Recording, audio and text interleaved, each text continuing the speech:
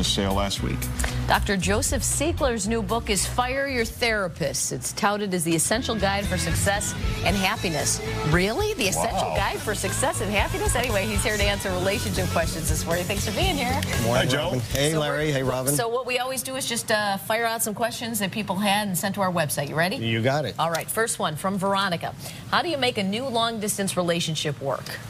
Well, you know what I teach is you got to get clear on what the goal is, and it's to make it real. The challenge of long distance is it stays in fantasy because you don't see each other that often. All right, so some of the ways to make it real, you see each other as frequently as possible. Every weekend, every 2 weeks, no less than that. How long do you give a long distance before you...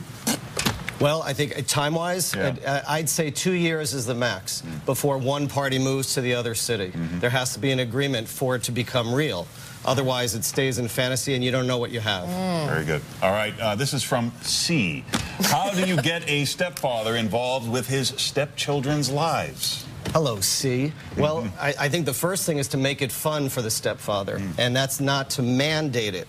Once you say you have to do this, stepfather, he won't want to do it. So you have to make it fun. You have to show that it's great to hang with kids, and he'll have a blast being a dad, and it needs to be infectious in that way. Shouldn't he want to do that, though? Should you really have to prod someone to do that? Well, I think that is the checklisting that often goes on. And, before you that will kill his desire. If you checklist the guy with a big should, he's not going to want to do it. He's got to know he's the stepfather, though. I mean, you would think he would know he's got that going into the relationship. He knows it. Yeah. Except you got to let him move into the role. From Jeremy, instead of fighting, why do families have such difficulty talking things out?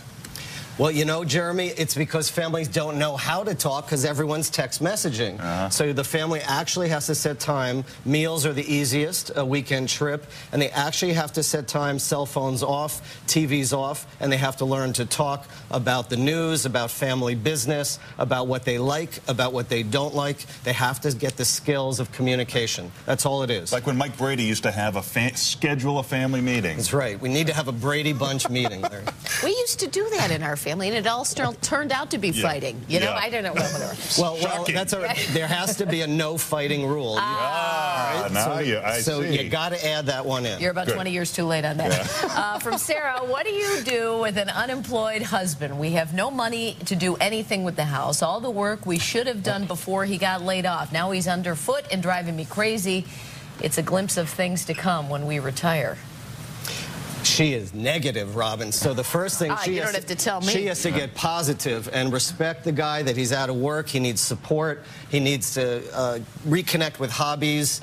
Let him do whatever he needs to do. He needs to find a new job or create a new career. He needs positive regard, no judgment. You lazy slug, get out of my house. How much time do you give him, though, between, oh, I want to try this hobby and we need the money, you got to get back to work? What's your buffer zone there? Well, you know, it's different for every family. I'd say 6 months is a good term to really see movement, you know. But again, this market, it's hard to get a job. You have to have compassion for someone who is out of work. Compassion. I got to write down. I have to have compassion. Joe Siegler's new book is Fire Your Therapist.